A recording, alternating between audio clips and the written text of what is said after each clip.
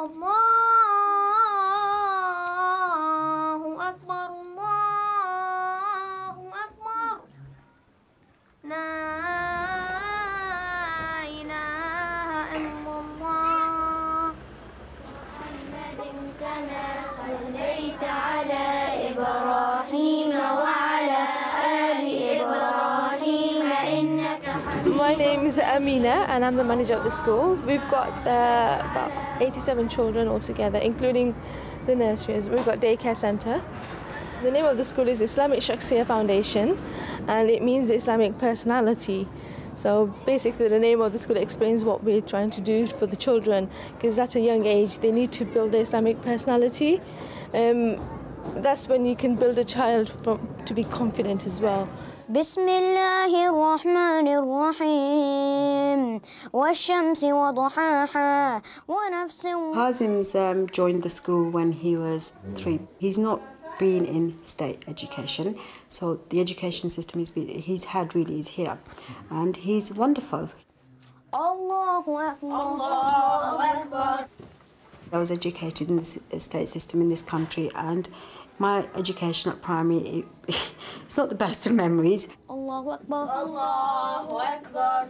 I suppose it was very racist, the school I went to, and I was probably afraid to even answer the teacher. I wouldn't speak up in the class. So I don't want my children feeling that way. Who can tell me what we've been learning about lately? Put your hands up and no shouting out. Caterpillars. Caterpillars, musliha. Worms.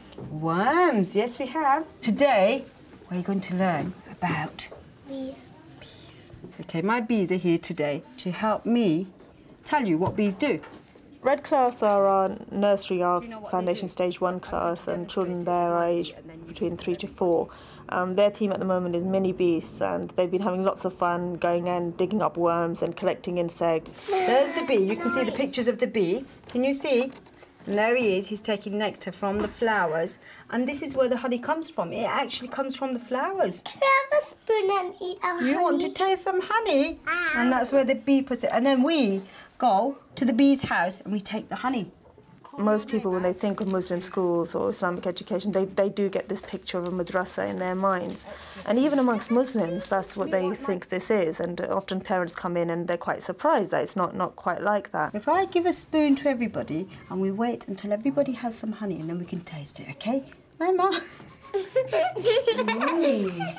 Okay, Mama. It's okay. Here you go. If you look to history, Islamic education was never purely religious, because Islam has never seen itself as a religion as defined in English. It's seen itself as a deen, which means a way of life. And I think for us as Muslims, what is clear to us is perhaps one of the problems now is that this distinction has been made of secular education and religious education. So what we're trying to do with the school, and we're one school amongst many all over the world, that is trying to synthesize the classical traditional Islamic education with more modern methodologies which fit into the societies that we live in. إنه الشهد. Teacher Leila is going to Can you do repeat it in with me? Arabic now. هذا شهد. هذا عسل. وهذا شهد. I teach them Arabic only, the vocabulary, the shapes, the colors, the letters. I try to integrate what they do in English. I do it again in Arabic. قولوا لي ما هذه؟ نحلة. ما لونها؟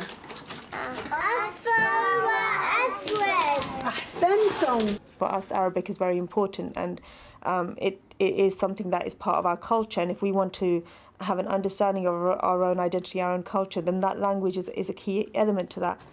فراشة. فراشة. هل هي تطير فراشة أم تجري؟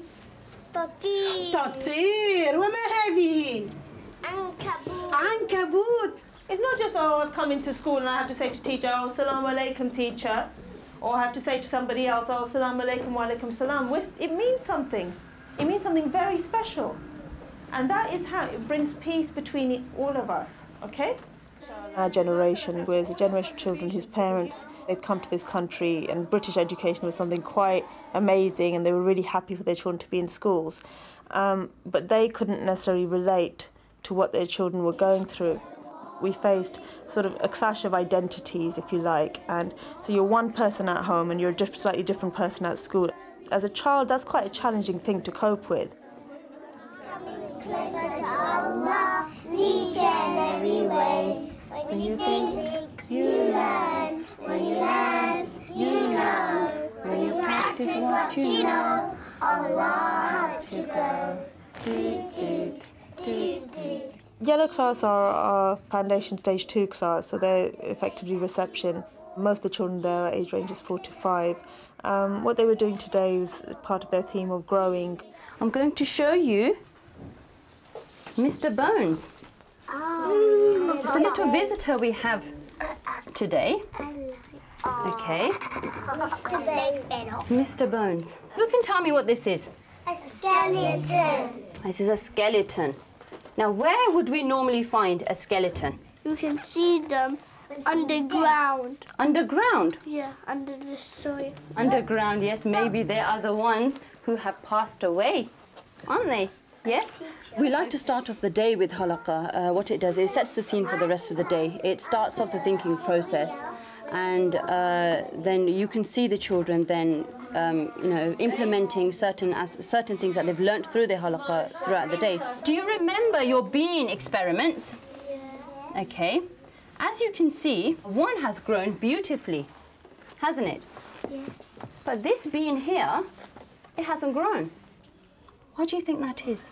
Because it didn't get any water. Because it didn't get any water. The halaquah is essentially a very traditional classical mode of teaching in Islam, whereby teaching began with the Prophet teaching his companions in circles, so literally sitting on the floor and explaining to them what the verses of the Quran meant. What else do we need, Muhammad, to grow? Is water enough for us? No. We need food and drink. We need food, mashallah. Yes, we need food. One of the things that is a strength of the halaquah is that it's oral. And by developing the oral skills, what you're doing is you're developing thinking, and you're developing relationships, and you're developing confidence and your expression. Do we need sunlight to grow? No. No? Do you think that if it was complete darkness, would we survive? No.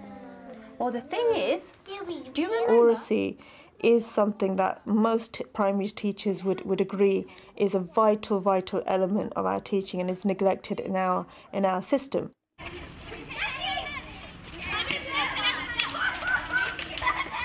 It's important to me that the children have an understanding of who they are and a confidence in who they are, in their own identity as Muslims, but it's also very important to me that they love to learn, and that wherever they go, that they continue on that learning journey throughout their lives.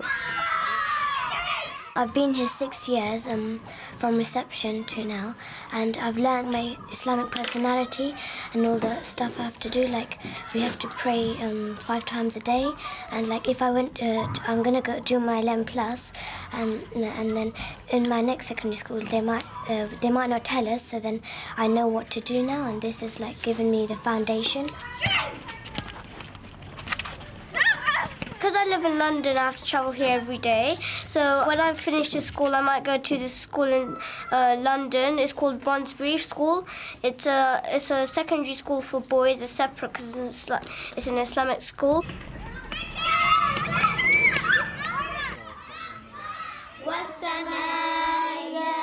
Orange class, the age range is 7 to 8. The thematic learning is something that we're very strong upon, and I'm really pleased to see that is coming into the mainstream as well now, and we're going back to what I grew up with. I remember doing project work in primary school, and it was the bit that was fun, it was the bit that you enjoyed, and you know, making learning something that children want to do is really important. You're going to brainstorm for me all circles and cycles you can think within your topic. The cycle of, we have a light bulb there or a buzzer, we have a battery and 2 wires.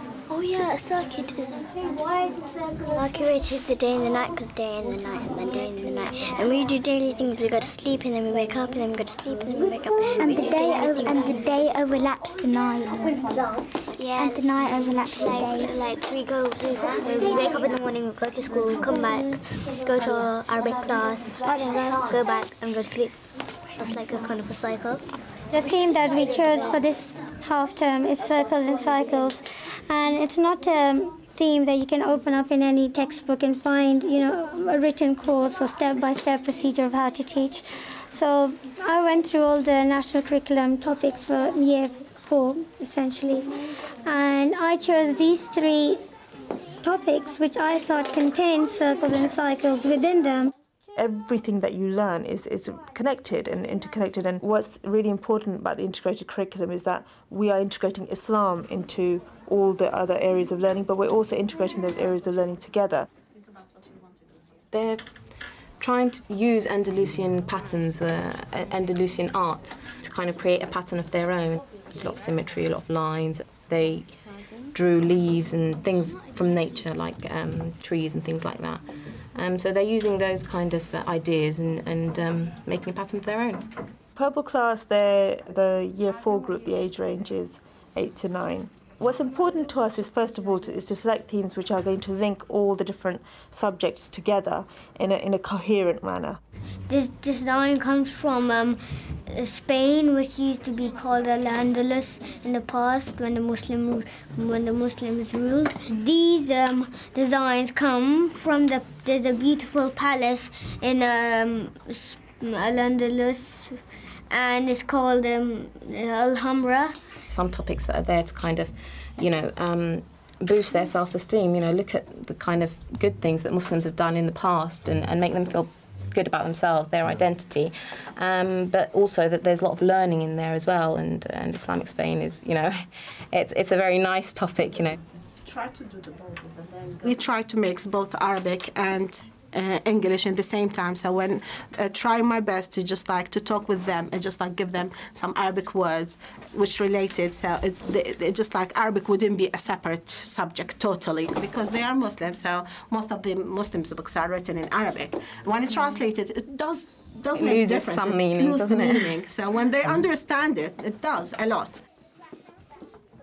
I think it's very important that our children in particular, but children generally, have an understanding of the interaction that has historically been there between the Muslim world and Europe, because there has been huge amounts of interaction over the centuries, but we tend to forget that, and we tend to focus on differences as opposed to common ground.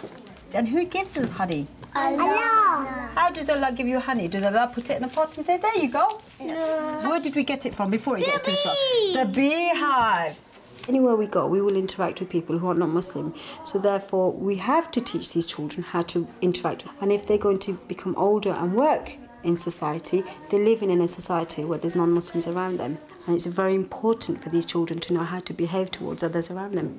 Okay, well done, everyone. Who's sitting nicely? So we would like these Muslims to grow up, you know, with the greatest sense of responsibility. We want Muslims who want to integrate, but still be confident to practice their religion, their way of life, in a society who may appreciate it, who may not appreciate it, but we shouldn't be defensive about what we follow.